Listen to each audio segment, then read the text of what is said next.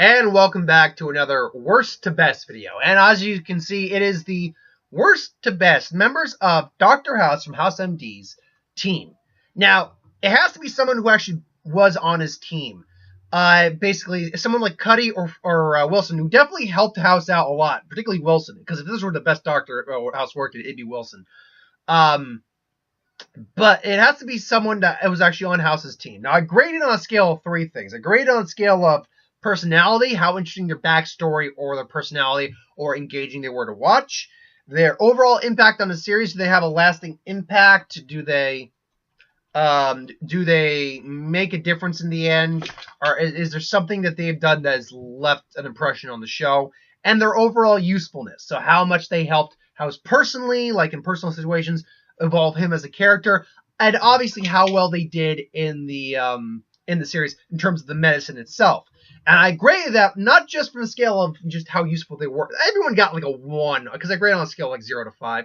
Everyone got a 1 because they served some, because they knew what they were doing most of the time. However, I also, because I own every episode of that series, went episode by episode, case by case, and basically said, how many of these cases did they either get right, they called it right, and then they solved it, or they said or did something that made it click in House's head, and he got it right. Sorry, I think I'm just hearing something outside. Might be our air pump. So how many, basically how useful they are. And I also had to include that there are episodes that they actually, someone like Chase and Foreman particularly, were not on House's team, but they still got, they actually got the answer. So I had to factor all the episodes that they were on the team, but I gave them an extra point for the episodes they were not on the team.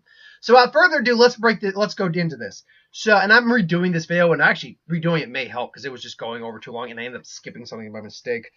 So at number 9, and it's 9 doctors that were on House's team. So not including like that one, not including, and I mean when I say this, by the way, I mean the main teams. So like season 4, when he was basically doing the contest to hire someone, there's technically a large amount of doctors on the team, but I'm talking about the team he ended up with. Though I did include those episodes because those doctors are still part of that. But number 9 is Masters from season 7. Now, from an overall impact standpoint, she did not have an impact at all. There's no lasting impact on House's character. There's no lasting impact really on anyone's character. There's no lasting impact on the series. She comes back for his funeral at the end, but really nothing. From usefulness standpoint, now here's the thing. Now remember, this is best to worst, worst to best objectively. This isn't my favorite to least favorite, or least favorite to favorite. But she is my least favorite of any of the doctors he's worked with. And we'll get to that when we get to the personality, because I might riff just a little bit. I'll cut it down from what I did, because I ended up going on a tangent the last time. But usefulness, though, she had the highest percent ratio of any of them. Now, she was on the series for about 14 episodes, so 14 cases. She got 3 of those right. She either got them right or gave House the answer in some way. That's a 21% ratio. That's the highest ratio any of these doctors had. So I had to unfortunately give her a solid number for that. Luckily for me, though, she wasn't going to be number 1 by any stretch of the means. I knew that right off the bat. She doesn't have any impact. I had to give her a 0 for that. Her personality is severely lacking. Now, no one got a 1 in the personality scale, or 0. I should point that out right now. But she got pretty much right around the same level as most of the other people did. And that in the low end of the scale, like her and the next person on the list are tied for personality. Her personality was irritating as hell. She was just so annoying to watch half the time. Now, the series, understanding this, the series of House MD trained us to kind of be desensitized and understand that people are generally good. People are good. House is even not a bad person when you really break it down. He's just an ass. He's an ass with a lot of problems. But he's not a bad person. Masters was not a bad person. And I realized this when I was talking about what the real problem was. As opposed to someone like Cameron, who was an innocent but had experience with some of the harder facts of life, Parks, Adams in season 7, who was who was not innocent, who was just a good-natured person who meant well, but also still had had experience with the hard effects of life, working in a prison and divorce and all that. Despite unlike them, Parks was an innocent with no experience in that. So she was a goody two shoes. That was the term I realized when I first was trying to do this video. Is that she's not just innocent and good for the sake of being good. She's a goody two shoes. She wouldn't even break the rules when she knew it was the only way to save someone, except until near the very end. Basically, the episode she left with was with the I want to say she was 13 or 12. The teenager with who was the sailor, and she had cancer in her arm. They had to remove the arm, and she was refusing to do treatment because that girl was a fucking idiot. Which they kind of depict most of half these patients as damn idiots. But House called her, and again, I'm gonna probably butcher the quote somewhat, but it's like she won't do that unless something happens like this. Well, then lie. It's like, I can't. So you'll lie to get out of a surgery, but you won't lie to save a patient's life? Yeah, it's like, and he called her, it's like, you don't care about the being right. You care, you don't care about telling the truth or lying. You care about being exceptional. That's what she cared about. It's like, yeah, and that's similar to like when we'll get to later Foreman. That's your own ego talking. I'm like, wow, you're so goody.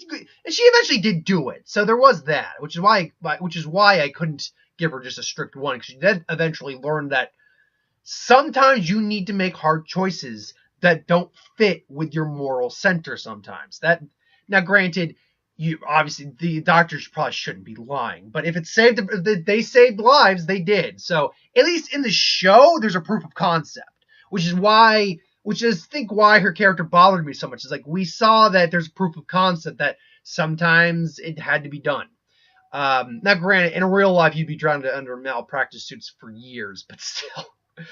So yeah, Masters is easily my least favorite. And when I did the score, I was happy to be like, oh, thank God she did write the last one, number 9. So at number 8, remember 8, it's 9. It's the best out of 9 because 9 doctors. Number 8 came Adams. Adams was a little bit. Adams did very.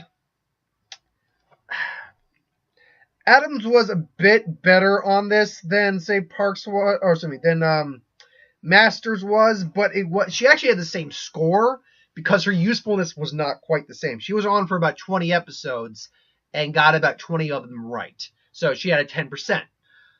So her usefulness was not quite the same. Her overall impact is just a little greater because she is on the team still at the end of the series. Unfortunately, her personality didn't help. Now, she got the same score as Masters for me, but her personality wasn't as bad, but it was irritating in a different way. Like I said previously, she was a good-natured person and meant well, but she also had experience with the harsher facts of life. The problem was that when she explained House, I ran away because I thought it made them deeper or something. It made them deeper people or something like that. That's why I ran away, because I thought it meant something more. It's like, nope, that didn't work out. So you're screwed up by not being screwed up.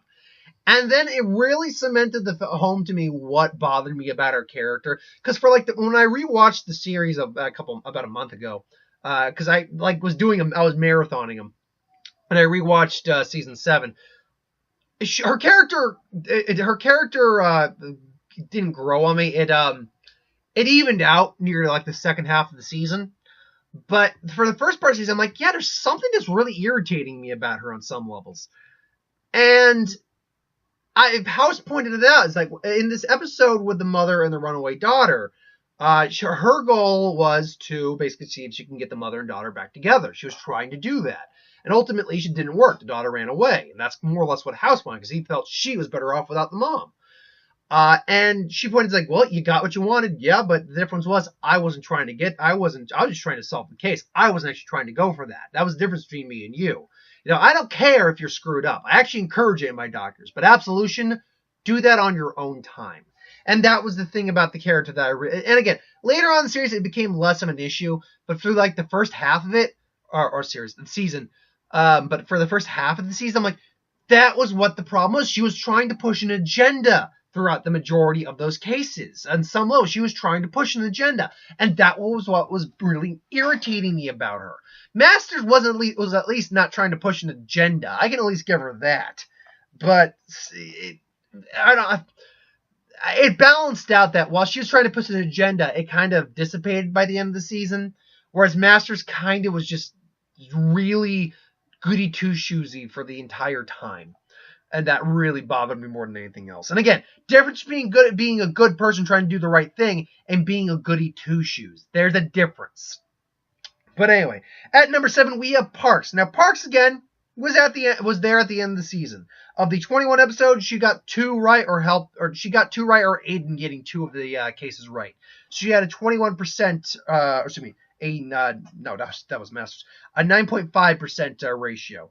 So her usefulness was not the highest, not the lowest. Her personality, though, took an upswing compared to some of the other characters because she, unlike some of the others, she engaged in some of the wacky hijinks that House did. For instance, when House finally got off,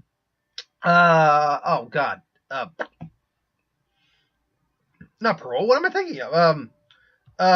House arrest. Thank you. That was the word I was saying. Thank you. House arrest. When House finally got off house arrest, he finally got his ankle bracelet removed. He was doing turtle racing, and she was enjoying the turtle racing. You know, they were engaging in a bunch of stuff. She had some actual fun with House and stuff like that. She got high on ice cream acid from a blind guy with diabetes. So she punched a doctor for grabbing her ass. So she had a bit more of an interesting character. She and Chase even had sexual tension with each other. So that made her more interesting. I think, honestly, one of the biggest things, and it's nothing against the actress, I know it's because it's the actress, is that her voice. She had a very deadpan, very almost dead and lifeless voice. Now she talked like this, and her reflection, she sounded almost like a female Morty. She's, Rick, I don't really know. Shut up, Morty. Morty, I'm gonna be awesome. I'm gonna be like that guy on the show with in the house. Give me the Vicodin, Morty. I need to solve this case. Vicodin, boobs. All right, Morty, let's do this. Anyway, so yeah, she sounded a little bit like a female Morty. And there's nothing. And here's the thing too: if I met the woman in real life, I'm sure I wouldn't really have a big issue with her voice. But for some reason, being on a television show really made it stand out and kind of be irritating. So, and not super irritating, just like you're really not interesting in some regard. And anytime you talk, like, ugh. But really, that's no fault of her own. That's just the way she spoke, and there's nothing wrong with that. But, I mean, that's, I think, a big reason I only put her... really, the only big reason she's this far down the list is because her overall impact isn't huge. She's part of the team at the end. So, yeah, at number 6 was Taub. Now, Taub is a little bit more interesting in the sense that his overall impact, we're led to believe he's probably still part of the team at the end of the series, but he's being a family man. But he also, I think, had a bigger impact on... say House and some other people did, because he had more conversations in the House and because he had more time to be on the series than the other 3 people on this list. So he had more time to, I think, maybe impart some things onto House, or at least give House some perspectives on some things. I mean, his usefulness, unfortunately, out of the 100 of episodes, I was able to clock him in, maybe 101, depending on, again, give or take. It's about 7%. He got 7 right, or Aiden 7 of them. Personality-wise, though, he was a bit more interesting. He was both irritating, but entertaining at the same time. Because there's times where you're like, just shut up, Taub. It's because he was an idiot at points, which made him fun to watch. Like when Foreman ended up having an affair with a married woman. He's like, well, Mary was not a keeper, but start. And she's like, you're an idiot. And it's like, dude, you're taking advice from a guy. Why should he take advice from a guy who cheated on his wife multiple times? Blew up his marriage, went back to having sex with a wife, got both of them pregnant, and is now paying 2 child supports. But at the same time, he also was willing to lie, go into houses, things along those lines. He had a sense of self-preservation, like, I don't think we should be here. It's like, oh God, oh God, oh God. But at the same time, it's like, look, I'm not going to try to manipulate. I'm not going to try to be like muscle motivator. I'm just going to manipulate you in my own way. And, he did that on occasions. and that made him a bit more interesting. Again, also the infidelity angle made him interesting. So at number 5 is one of the OG crew is Cameron. Now Cameron,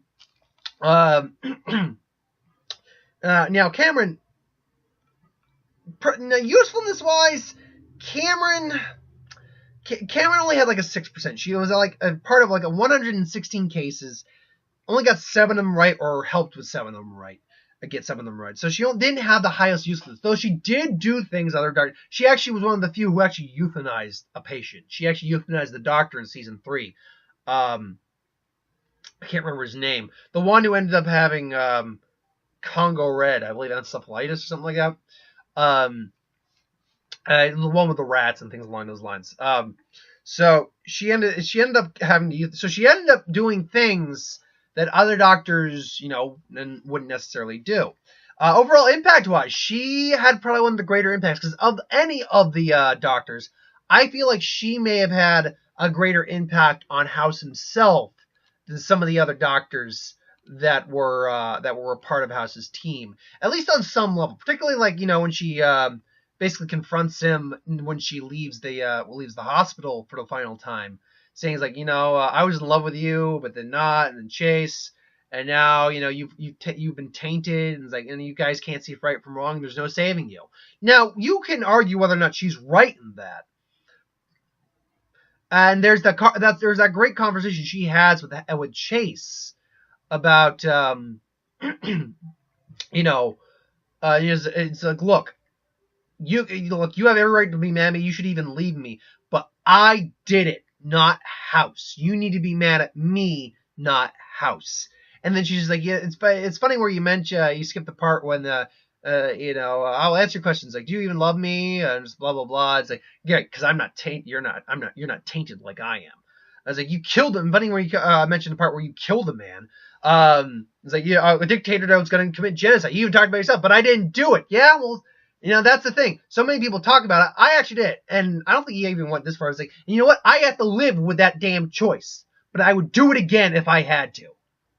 Because I saved lives doing that.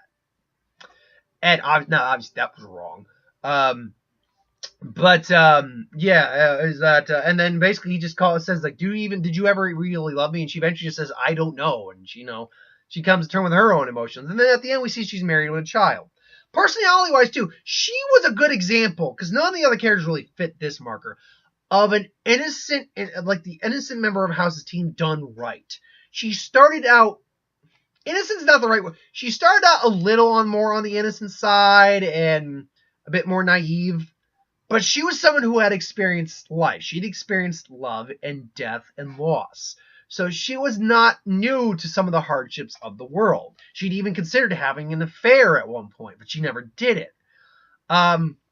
So even in season 1, she had a level of interest to her. Her naivete was actually a great counterbalance to us. Now, granted, rewatching season 1, I did find her a little annoying, seeing where her character progressed later on. But seeing where her character progressed later on, I came to realize that it's all the journey of the character, shedding some of the skin of naivete about some of the things that she believed in the world, and her saying that not everything works how you thought it, how she felt it should have worked, or felt it did work.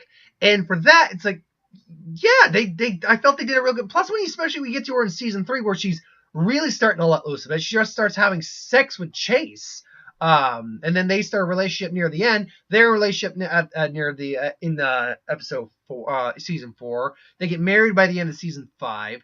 Unfortunately, they're divorced in season 6. But again, it's the journey of the character. She never lost that good nature. She was still always a good person. That was the thing. Nothing changed about her in the sense that she was always a good person, but she lost a lot of that naivete. That's the thing.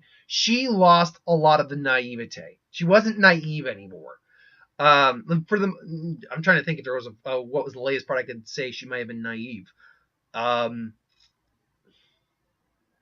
No, honestly, I'd say by the end of season 3, she had lost pretty much the naive nature. Now, don't get me wrong. She still had her problems, and she still had like things where she didn't see a situation correctly. But I wouldn't say she was naive. So for that, she lost a lot of her unlikability because of that. So that's why she came in at number 5. At number 4, we have Kuttner. Now, Kuttner's an interesting one. When I thought of Kuttner, I'm like, the guy who actually ended up killing himself. I mean, look, Kuttner was always was more of the quirky one on the team when he came onto the scene. He was a bit of the more nerdy one. He quoted movies a bit more. We also learned that he was a bully in high school. He lost his parents when he was young and he got adopted, and then we learned that he more or less committed suicide. He was depressed and so depressed that he committed suicide. And, I would have loved to see more with the character. He ended up coming back once or twice, like as a hallucination of House. But overall, I mean, it made him a very unique character in that regard. Also, I should say, he got the second highest percentage of any of the House characters, because of the 35 episodes he was on, he got 5 of them right, or called 5 of them in some way, or helped House get the answer 5 out of 35 times, which gave him a 14.3%, which was extremely high. Extremely high. Plus, he was a doctor who was willing to do things that were more out there and extreme, like, defibrillating the defibrillator, defibrillating a patient even when they were wet, and basically shocking himself, and basically knocking himself out. Willing to basically do some more unique things, digging up a dead body and things along those lines. He was willing to do a lot more of the out there stuff. And even Kais is like, he's more in tune to your style of medicine, that more out there style you're akin to. He'll actually be good for you in some ways. So that was cool too. And his overall impact, he killed himself. And that lasted throughout the entire series.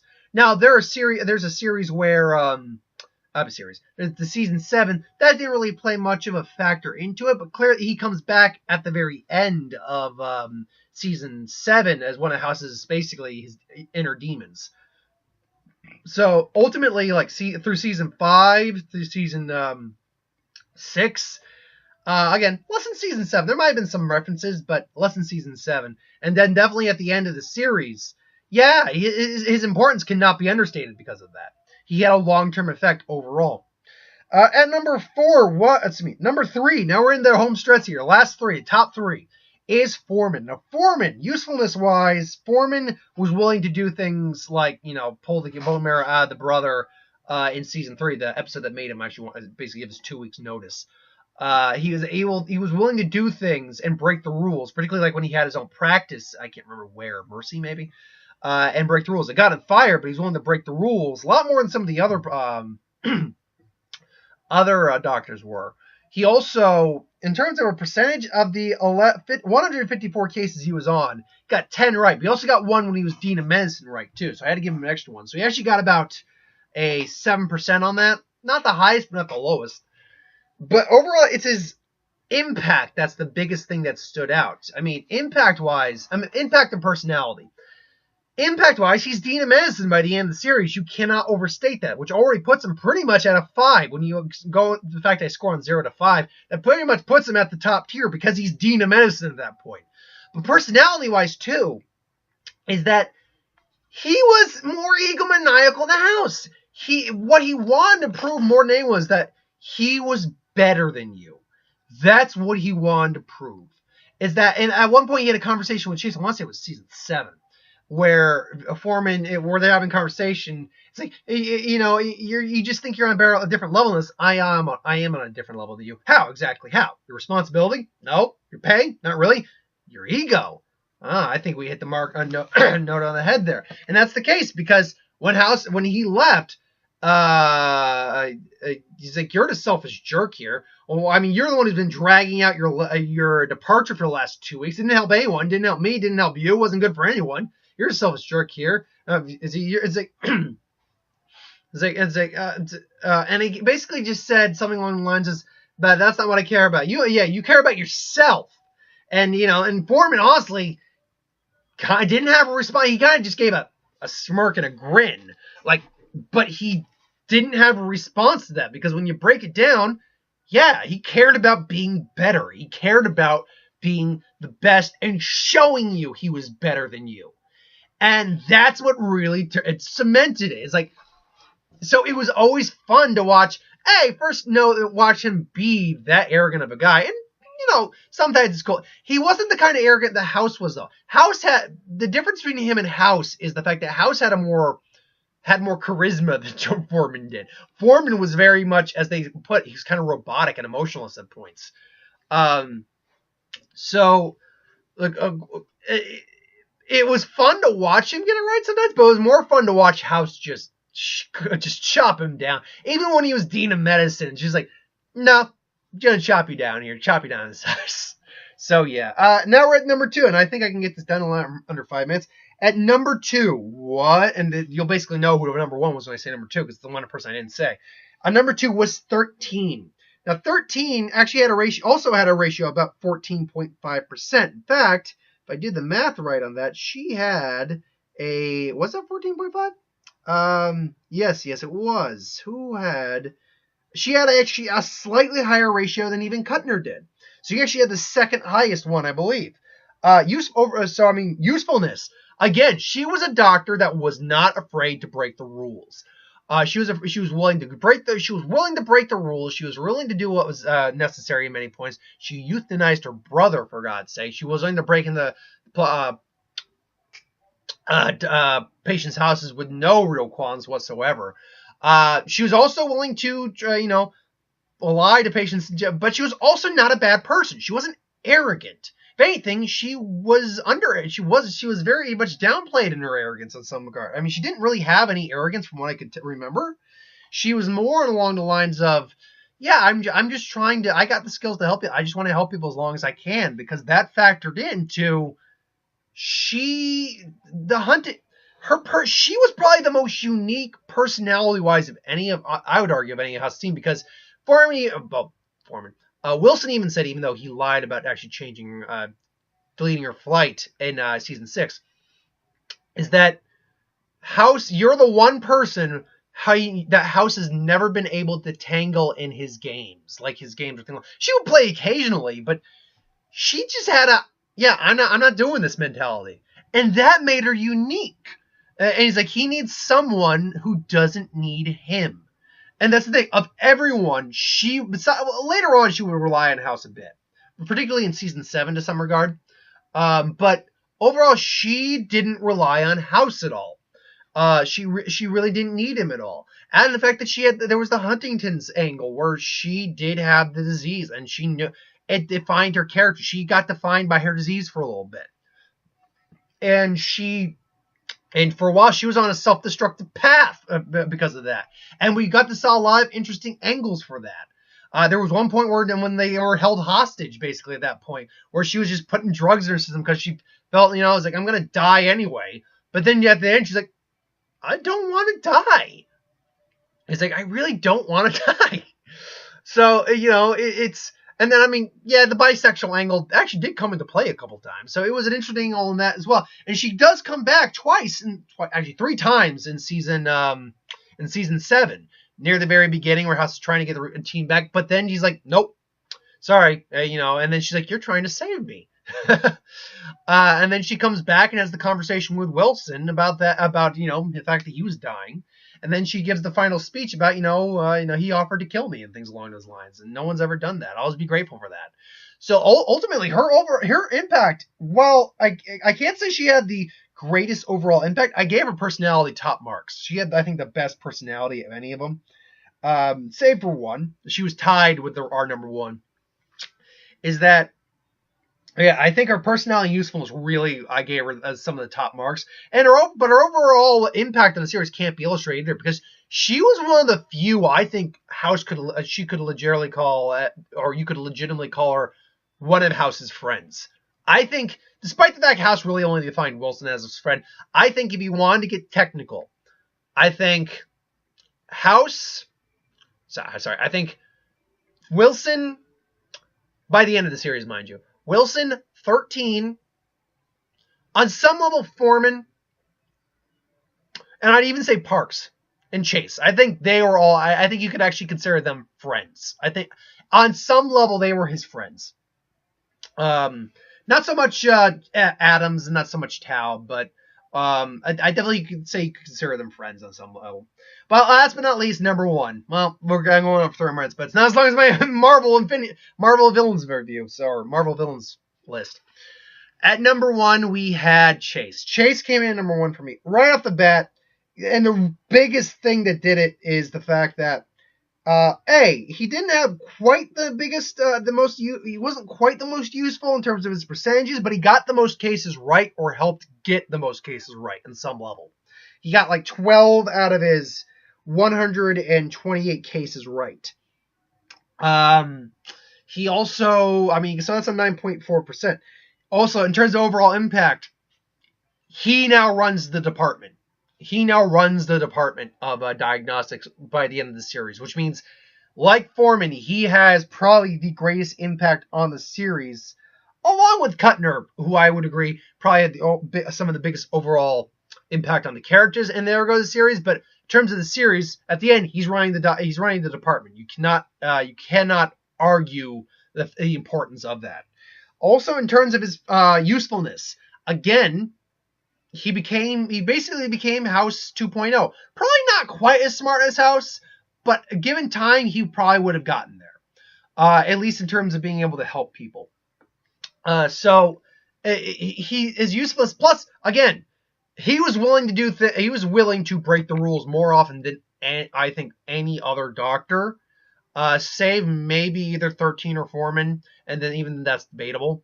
I think also because he had the most episodes compared to anyone else, save Foreman.